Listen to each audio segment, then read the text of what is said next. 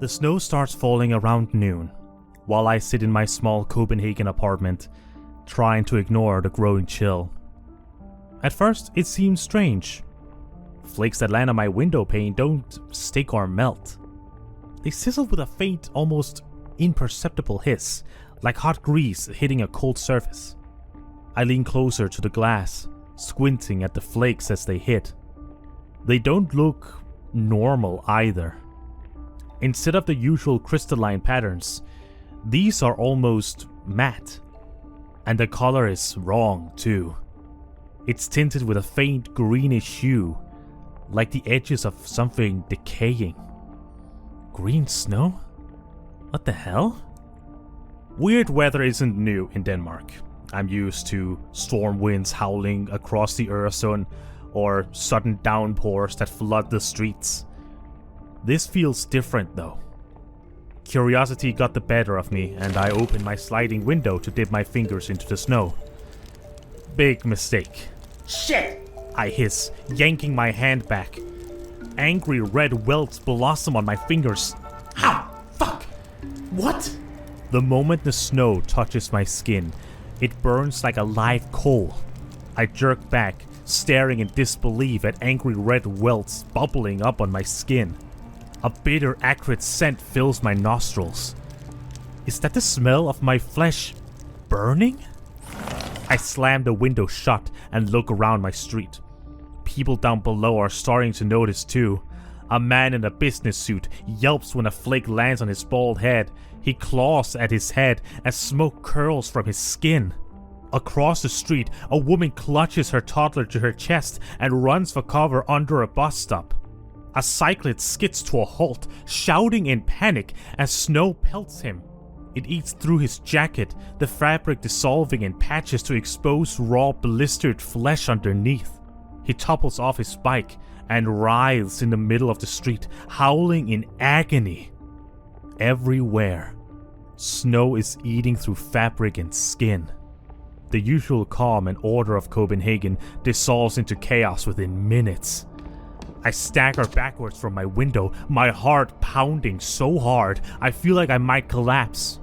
My breath comes in short, ragged gasps as I press myself against the wall. I can still see what's going on outside from here. I watch in horror as the street turns into something from a nightmare. The snow melts through the reeled awning of a cafe. It destroys a child's toy left in the street in the confusion. It even begins to affect metal things the longer it falls. Cars sit abandoned, their roofs pitted and smoking where the snow has landed. Bodies litter the street, some still twitching as the flakes continue their relentless assault. A piercing tone jolts me from my terror. My phone vibrates in my pocket. I tuck it free for a moment and just stare at it, my mind fogged with panic. Emergency alert. National warning. The message fills the screen in stark black letters against a glaring yellow background. My thumb hovers over the screen, hesitant before I finally tap to expand the text. Extreme weather warning. Dangerous chemical precipitation. Avoid direct exposure to snowfall. Do not touch or inhale. Cause: industrial accident at Longyi Chemical Facility. Seek shelter immediately. Authorities en route to affected areas.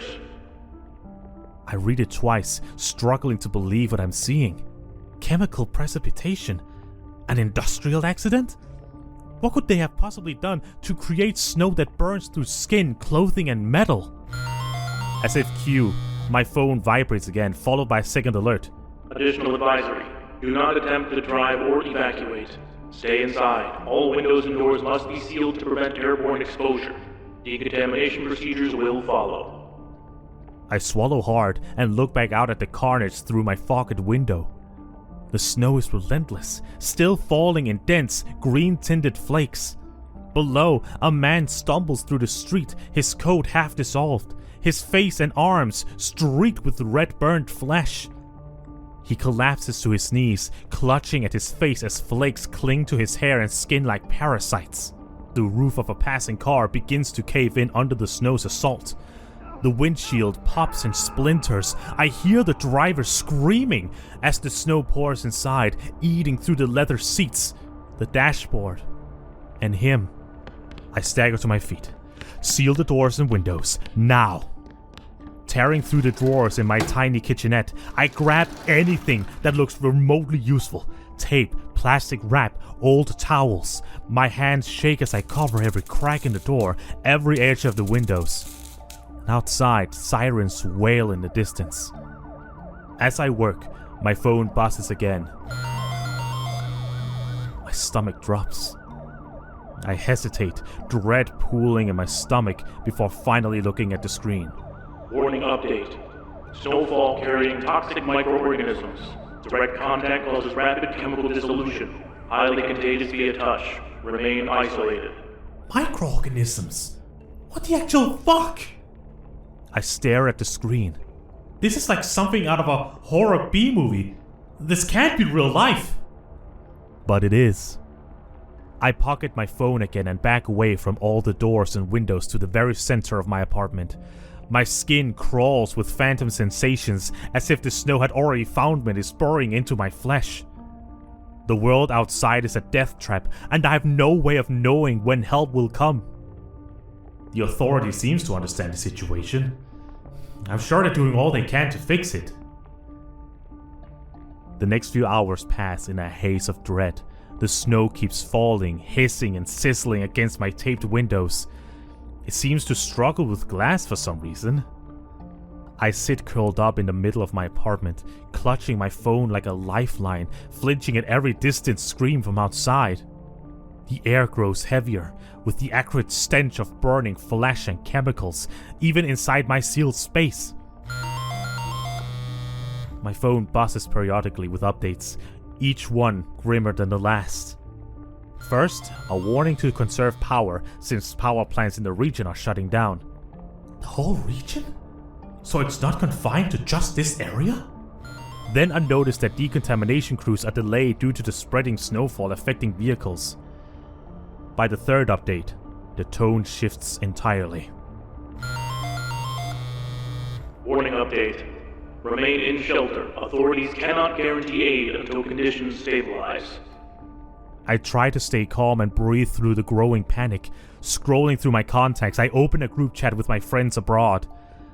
I don't have a lot of friends in my city, but if this is affecting more than just this immediate area, my friends may have already heard about it and be worried about me.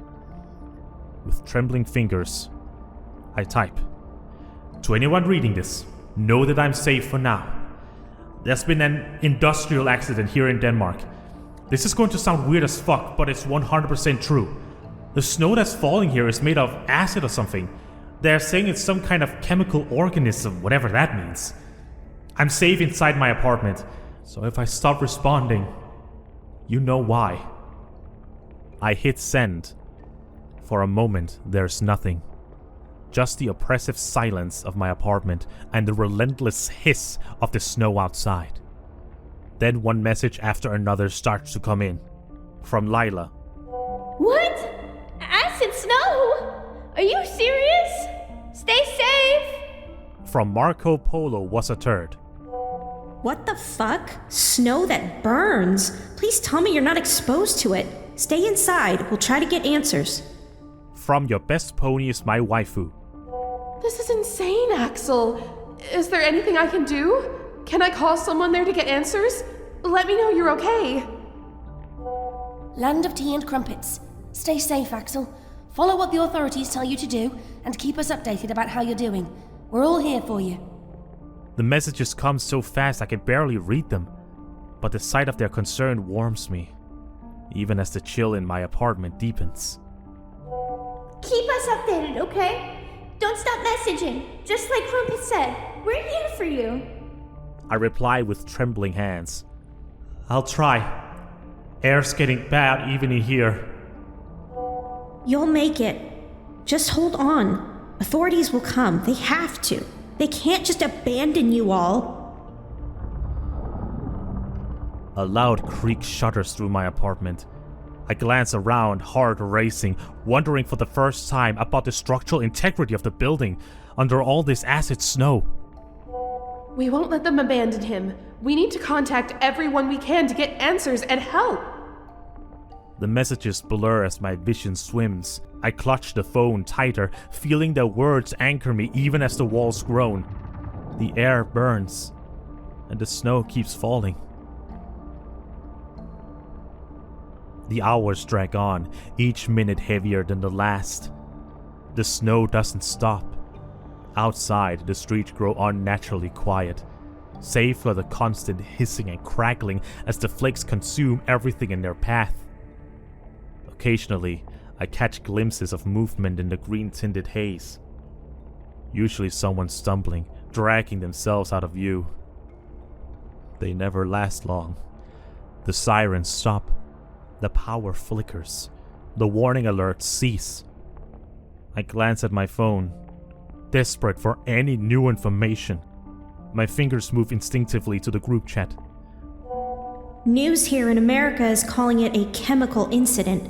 They're saying the Danish government hasn't released the full details. Are you still okay? I'm looking at satellite images. There's a green cloud spreading over parts of Copenhagen. It looks bad. Worse than the news is saying. Our reports in the UK are calling it an industrial accident, but no one knows how it got this bad. Are there any updates from your government yet, Axel? I type quickly, hands trembling. Nothing new. Last alert said no help is coming yet. The snow's getting worse. It's burning through the seals on my windows. I don't think I have much time. I'm sorry. The chat fills with responses almost immediately. Don't apologize. This isn't your fault. Don't think like that. We'll tell everyone what's happening. Don't give up. Someone will come. They can't just leave you all there. Keep typing. Keep telling us what's happening. I keep staring at their words, drawing strength from their urgency, even as the silence around me thickens. My power flickers a few times, and every time the light dims, my heart races, fearing they'll go out completely. Without power, I'll be left in the dark, with nothing but the sound of the snow consuming everything around me. I'll also lose this last connection to my friends. I don't speak to my family, haven't been in contact with them for years now. But right now, I want to see and speak to my mother more than anything. Hours pass. I check my phone obsessively, scrolling through news feeds, but updates slow to a trickle. The same grim warnings cycle over and over. Stay indoors, seal your home, avoid any exposure.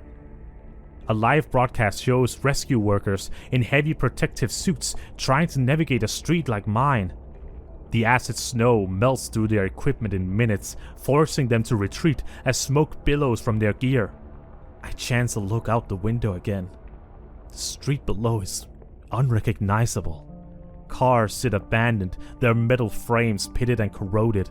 The cobblestones steam faintly where the snow piles up, and half melted, blackened corpses lie motionless in the sludge.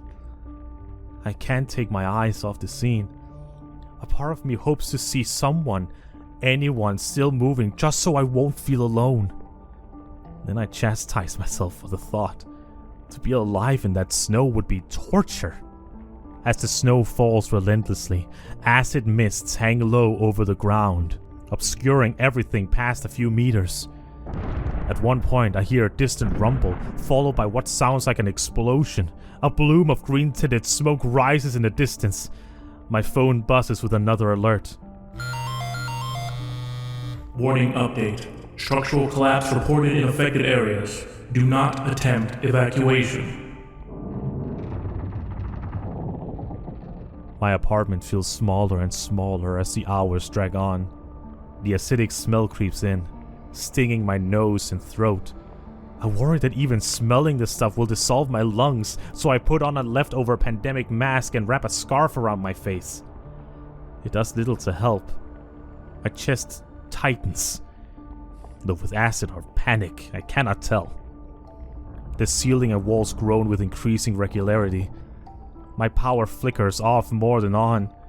I'm about to lose my connection to the outside world completely.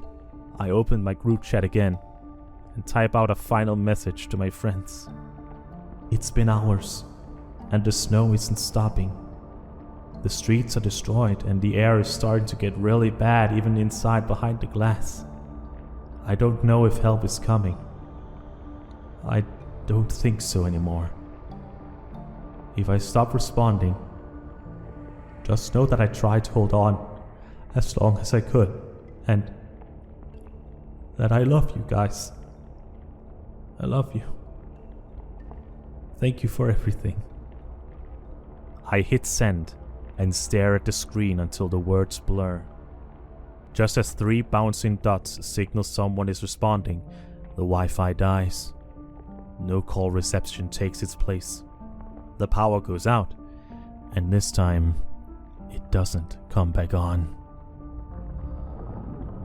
I sit in the dark, the faint glow of my phone the only light. All I can do is listen to the snow hissing, which grows louder with each passing second. The apartment groans around me, deep and ominous, like a ship straining against the tide. I clutch my phone like it will do any fucking good at this stage. The acidic tang in the air is unbearable now. It burns my throat with every breath. The snow has eaten through the seals on the windows so badly that tiny rivulets of greenish liquid drip onto the floor, hissing when they meet and scorch the wood flooring. I know I don't have much time. I try to keep a handle on my fear. From next door, I hear my neighbor sobbing loudly. The building shudders. Something heavy collapsed in the upstairs apartment with a deafening crash. Dust rains down from my ceiling, mixing with the acrid mist, creeping into every corner of my apartment. Oh God. Oh God. Oh God. Oh God. Oh God. Oh God. The walls crack. The floor buckles. The ceiling groans one last time before it gives away. The last thing I hear is the hiss of acid snow.